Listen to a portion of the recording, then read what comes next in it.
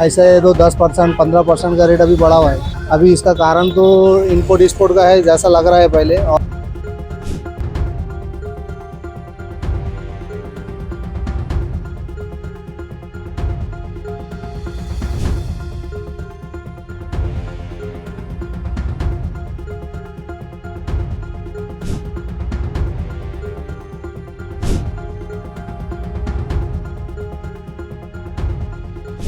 आखाती देशातील युद्धाचा परिणाम आता ड्रायफ्रूटवर होताना देखील पाहायला मिळतोय। कारण सध्या ड्रायफ्रूटमध्ये देखील 20 ते 10% सध्या वाढ झाल्याचं पाहायला मिळतंय। कारण जो माल आहे तो आयात या ठिकाणी होताना पाहायला मिळतोय। मात्र सध्या जे ड्रायफ्रूट आहे ते सध्या महागल्याचं खरं तर पाहायला मिळतंय। आपल्यासोबत या ड्रायफ्रूट चालवणारे काही आहेत, व्यापारी आहेत, त्यांच्याशी थेट बोलूया। दादा, कसा भाव आहे सध्या ड्रायफ्रूट मध्ये, किती मागणी वाढलेली पाहायला मिळते? कारण कशा पद्धतीने सध्या विक्री केली जाते?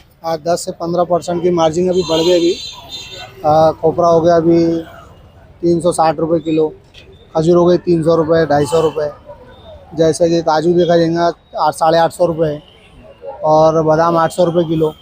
ऐसे है तो 10% 15% का रेट अभी बढ़ा हुआ है। ये क्यों बढ़े वाला रेट?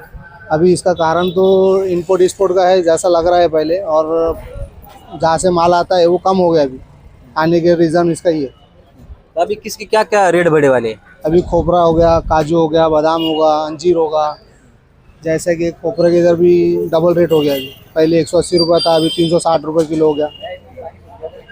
काजू का रेट बढ़ा हुआ है, बादाम का रेट बढ़ा हुआ है, इलायची रेट बढ़ा हुआ है। ऐसा है, बहुत सारा अभी फ्रूट बहुत ज़्यादा बढ़े हुआ है। अभी रमजान का महीना शुरू है, अभी इसके कुछ फर्क गिरा है? बहुत ज़्यादा फर्क पड़ा हुआ है। लोग जो 2 किलो खोपरा लेकर जाने वाला है वो आधा किलो लेकर जा रहे हैं। महंगाई बहुत ज़्यादा बढ़ गई, इसलिए व्यापार में कमी आ गई।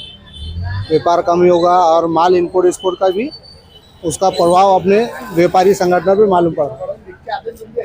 अगदीच आपण पाहिलं तर सध्या स्थितीमध्ये आखाती देशांमध्ये युद्धजन्य परिस्थिती निर्माण झालेली आहे आणि त्याचाच फटका आता जवळपास या ड्रायफ्रूटवर देखील होताना पाहायला मिळते। कारण 10 ते 20% यामध्ये सध्या वाढ झालेली आहे। कारण सध्या आणि सध्या स्थितीमध्ये रमजान महिना देखील सुरू आहे आणि याचा फटका आता यात देखील सध्या स्थितीमध्ये बसताना खरं तर पाहायला मिळतोय। अजय गाडे, LS मराठी, जालना।